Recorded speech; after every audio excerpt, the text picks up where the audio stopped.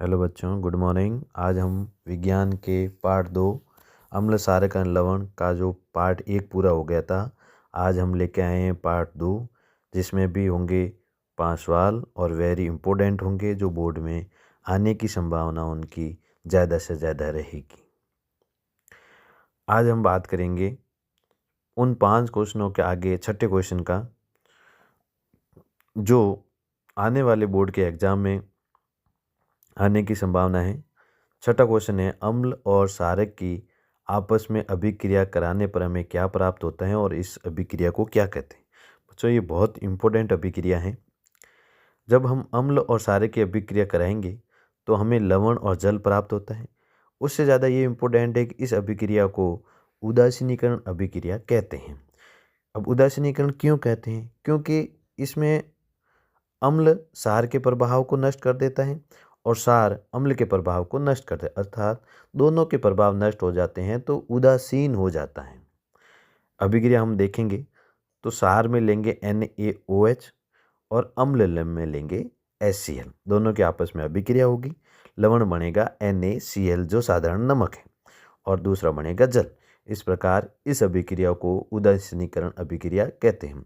अगर ये ऐसे अभिक्रिया नहीं आई तो ऐसे आ सकती हैं कि उदासीनीकरण अभिक्रिया किसे कहते हैं, उदाहरण दीजिए, तो भी आपको यही अभिक्रिया लिखनी है।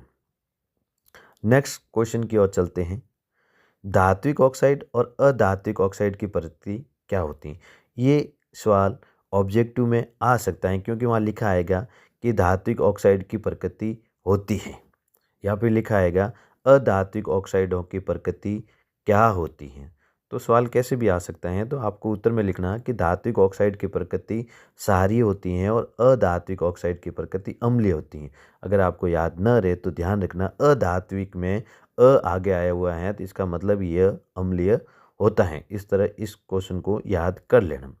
8वां क्वेश्चन है, ग्लूकोज एल्कोहल विद्युत का प्रवाह नहीं करते हैं जबकि अम्ल HCl और H2SO4 विद्युत का प्रवाह करते हैं। हम एक बल्ब का उदाहरण लेके समझाएंगे कि बल्ब ग्लूकोज और एल्कोहल में स्टार्ट लगता नहीं है, प्रकाश नहीं देता है, जबकि HCl और H2SO4 में प्रकाश उत्पन्न करता है। तो इसका उत्तर सामान्य से ये हुआ कि ग्लूकोज और एल्कोहल जो है ना, इनका विलयन में H+ आयन नहीं होते, ये आयन नहीं देते। यानी जो यौगिक या पदार्थ आयन नहीं देता है वो विद्युत का चालन नहीं करेगा। उस प्रकार ये HCl और H2SO4 दोनों अम्ल जैसे जल में घोलेंगे तो ये H+ आयन देते हैं और आयन देने के कारण वो विद्युत का प्रवाह करता है। विद्युत के प्रवाह के कारण जो अपन बल्ब का उपयोग करते हैं वो प्रकाश उत्पन्न करता है। 9th क्वेश्चन है, तनुकरण किसे कहते हैं? तनुकरण क्या होते हैं? जल में अम्ल और क्षारक मिलाने पर आयन की सांद्रता में प्रति इकाई आयतन में कमी हो जाती है। यानी जैसे जल में आप अम्ल मिला रहे हो, अम्ल डालते जा रहे हो जल में, तो उसी प्रकार क्या होता है कि उसमें अम्ल की मात्रा कम हो जाती है, जल की मात्रा थोड़ी बढ़ जाती है, तो अम्ल का प्रभाव थोड़ा कम हो जाता है। तो उस पदार्थ को अपन कहेंगे तनु। तनु अम्ल, तनु क्षार। सांद्र अम्ल और सांद्र, सांद्र का मतलब इस अम्ल और क्षार की सांद्रता अधिक, तनु का मतलब इनकी सांद्रता कम होती है। तो इस प्रकार ये तनुकरण। क्वेश्चन नंबर जो 10 है वो है पीएस स्केल क्या है, इसके बारे में बताइए। ये बहुत इंपॉर्टेंट सवाल है और हर बार बोर्ड में पूछा जाता है पीएस स्केल के बारे में। एक सामान्य से जो अपन के मैथमेटिक्स में जो स्केल का उपयोग करते हैं उसी प्रकार की एक स्केल होती है, 0 से लेकर 14 तक इनका पैमाना होता है। लेकिन कहते किसके हैं? इससे क्या होता है कि अम्ल और क्षार की सांद्रता मापी जाती है कि कौन सा अम्ल प्रबल है, कौन सा अम्ल दुर्बल है, कौन सा क्षारक प्रबल है, कौन सा क्षारक दुर्बल है। तो किसी विलयन में उपस्थित हाइड्रोजन आयन की सांद्रता ज्ञात करने के लिए, यानी हमें सांद्रता ज्ञात करनी हाइड्रोजन आयन की, एक स्केल का उपयोग किया जाता है जिसे पीएस स्केल कहते हैं। ये पी शब्द है ना, ये जर्मन से लिया गया है, जिसका पुंसांश इसे कहते हैं और सामान्य से इसका अर्थ होता है शक्ति।